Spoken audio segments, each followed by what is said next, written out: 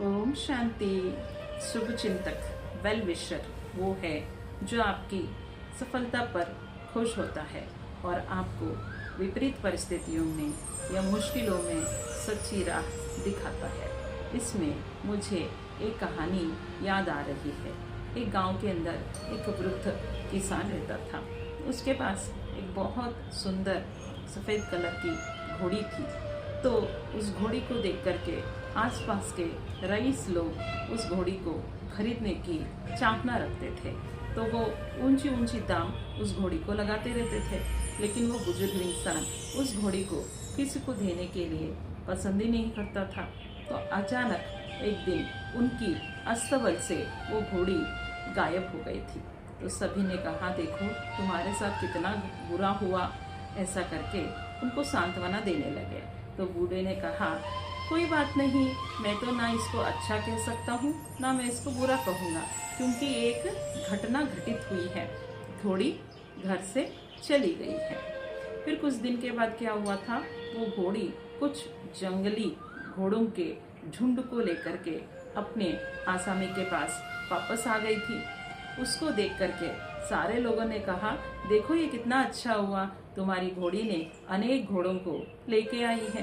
तो बुजुर्ग व्यक्ति ने कहा, मैं यही कहूँगा, ये अच्छा है या बुरा है मुझे नहीं पता, लेकिन हाँ मैं इतना कह सकता हूँ, अब मेरे पास बहुत सारे घोड़े हैं। कुछ दिन के बाद क्या हुआ था, उनका जो किसान का बेटा है उन जंगली घोड़ों को पालतू बनाने के लिए उनको प्रशिक्षण देने लगा था। तो एक घोड़ी ने उनको लात मार दिया तो उनका पैर टूट गया था। फिर गांव के लोग शुभचिंतक आए और कहने लगे, देखो कितना बुरा हुआ, आपकी बेटे की पैर को तोड़ दिया है घोड़ों ने।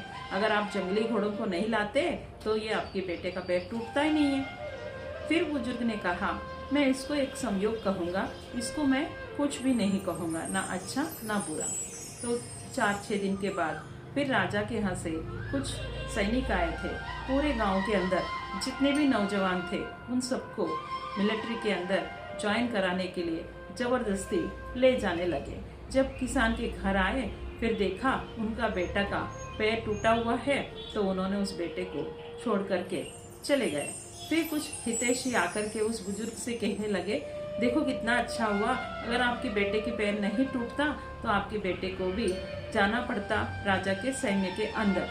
फिर उसी बुजुर्ग ने यही बोल दोहराया, ना मैं इसको अच्छा कहूँगा ना मैं इसको बुरा कहूँगा, सिर्फ ये घटना थी, जो भी हो रहा है वो ऊपर वाले की देन है। इसलिए हमको इस कहानी से ये सीख मिलता है कि चाहे परिस्थिति कैसी भी है, अगर हम धैर्यवान रहते हैं और शुभ सोचते हैं, सकारात्मक सोचते हैं, तो हमारे पास निश्चित तरीके से अच्छा ही अच्छा मिलता है। इसलिए परिस्थितियां विपरीत होती हैं तो हमें आपात खो बैठना नहीं चाहिए और उन परिस्थितियों में धैर्य का ढांढस बांध करके रहना चाहिए।